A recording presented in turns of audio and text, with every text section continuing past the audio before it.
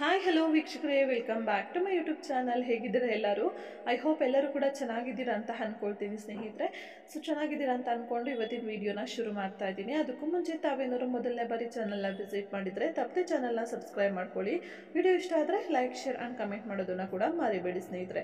ಹಾಗೆ ತುಂಬ ಜನ ಸ್ವಲ್ಪ ವಿಡಿಯೋ ನೋಟಿಫಿಕೇಶನ್ಸ್ ಬರ್ತಾ ಇಲ್ಲ ಅಂತ ಕೂಡ ಹೇಳ್ತಾ ಇದ್ರಿ.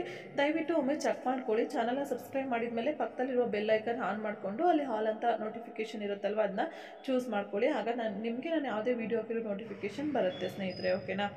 ಸೊ ಬನ್ನಿ ಹಾಗಾದ್ರೆ ಇವತ್ತಿನ ವಿಡಿಯೋ ಶುರು ಮಾಡೋಣ.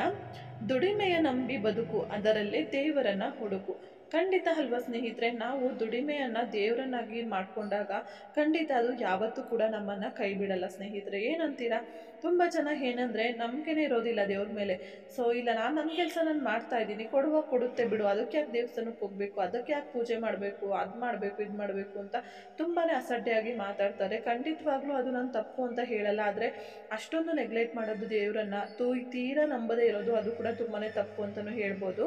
ಹಾಗಂತ ನಾನಿಲ್ಲಿ ನೀವು 100% ನಂಬಲೇಬೇಕು, 100% ನೀವು ಹಾಗೆ ಇರಿ ಅಂತ ಕೂಡ ಹೇಳ್ತಾ ಇಲ್ಲ ಸ್ನೇಹಿತರೆ. ಆದರೆ ನನ್ನ ಒಂದು ಅಭಿಪ್ರಾಯ ಏನಂದರೆ, ತೀರಾ ನನಗೆ ನಂಬಿಕೆನೇ ಇಲ್ಲ ಅನ್ನೋ ರೀತಿಯಲ್ಲಿ ಇರಬೇಡಿ ಸ್ನೇಹಿತರೆ. ಯಾಕಂದರೆ ನೀವೇನು ಕಷ್ಟಪಡ್ತಾ ಇರ್ತೀರಲ್ವ, ದೇವರು ಅದಕ್ಕೆ ಪ್ರತಿಫಲ ಅನ್ನೋದನ್ನು ಕೊಟ್ಟಿರ್ತಾನೆ. ಆದರೆ ಅದನ್ನು ನೀವು ದುಡಿಮೆ ಮುಖಾಂತರ ತಗೊಳ್ಬೋದು. ಹಾಗಾಗಿ ನಾನು ಹೇಳೋದಷ್ಟೇ, ದೇವರನ್ನ ಕೂಡ ನಂಬಿ, ಹಾಗೆ ನಿಮ್ಮ ಒಂದು ನಂಬಿಕೆ ಕೂಡ ನಿಮ್ಮ ಮೇಲಿರಲಿ ಅಂತಲೇ ಹೇಳ್ತೀನಿ ಸ್ನೇಹಿತರೆ. ಸೊ ದುಡಿಮೆನ ನಂಬಿ ಯಾರೂ ಕೂಡ ಕೆಟ್ಟವರಿಲ್ಲ.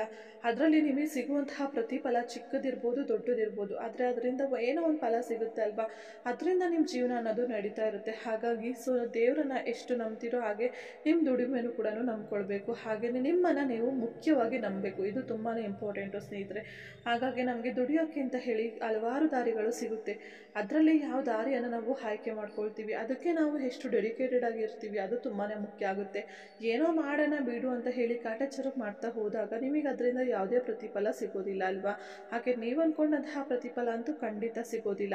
ನೀವು ಎಷ್ಟು ಎಫರ್ಟ್ ಹಾಕಿರ್ತೀರೋ ಅದಕ್ಕೆ ತಕ್ಕಂತೆಯೇ ನಿಮಗೆ ಸಿಗುತ್ತೆ. ಅದನ್ನು ಬಿಟ್ಟು ಎಕ್ಸ್ಟ್ರಾ ಆಗಿ ನೀವು ಎಕ್ಸ್ಪೆಕ್ಟ್ ಮಾಡೋಕ್ಕೆ ಹೋದಾಗ ಅದು ಖಂಡಿತವಾಗ್ಲೂ ಸಾಧ್ಯ ಆಗೋದಿಲ್ಲ ಸ್ನೇಹಿತರೆ. ಅದನ್ನು ನಾನು ಇಲ್ಲಿ ಹೇಳಕ್ಕೆ ಇಷ್ಟಪಡ್ತಾ ಇದ್ದೀನಿ ಅಷ್ಟೇ.